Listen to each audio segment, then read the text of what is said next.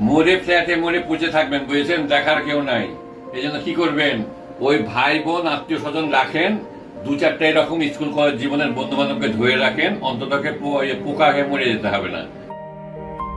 সবার উপরে মানুষ সত্য, তাহার উপরে নাই। শাশ্বত এই বাণী আমরা সবাই জানি, কিন্তু আজ বড় প্রশ্ন জাগে, আমরা কি সত্যি মানুষ হতে পেরেছি? সম্প্রতি সবুজবাগ থানা এলাকায় এক ব্যাংক কর্মকর্তার পচাগলা মরদেহ উদ্ধার কিংবা ৩ প্রতিষ্ঠিত ছেলের মায়ের নিঃসঙ্গ মৃত্যুর খবর আমাদের বিবেককে কাঠগড়ায় দাঁড় করিয়ে দিয়েছে। অট্টালিকা আছে, ব্যাংক ব্যালেন্স আছে, অথচ মরার পর পাশে থাকার মতো কোনো মানুষ নেই। আপনার, আমার কিংবা আমাদের সবার শেষ বিদায়টা কেমন হবে? পচাগলা লাশের গন্ধে যখন প্রতিবেশীরা অতিষ্ঠ হবে, তখন কি আমাদের রক্তের সম্পর্কের কেউ পাশে থাকবে?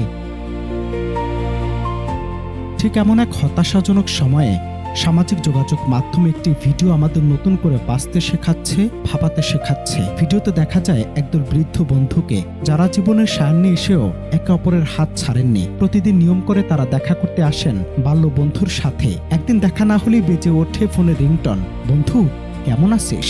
যখন বার্ধক্যের ভারে আপনজনরা দূরে সরে যায়, তখন এই বাল্য বন্ধুরাই হয়ে ওঠে একে অপরের অক্সিজেন। তারা প্রমাণ করে দিয়েছেন, টাকা কড়ির চেয়েও দামি হলো সেই মানুষটি যে আপনার নীরবতাটুকু পড়তে জানে।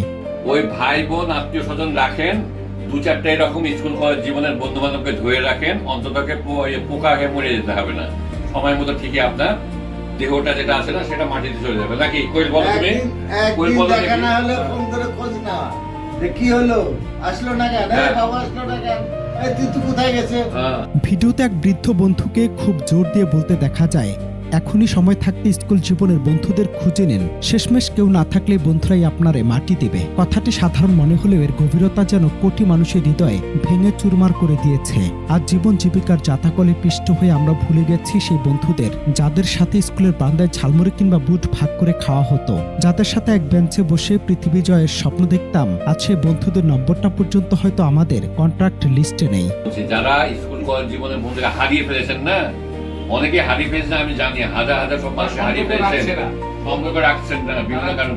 তাড়াতাড়ি খুঁজে বাইর করেন, দুই একটাকে নিয়ে এরকম আড্ডাতে আসেন, নাহলে আপনারা ওইভাবে মরে যাবেন।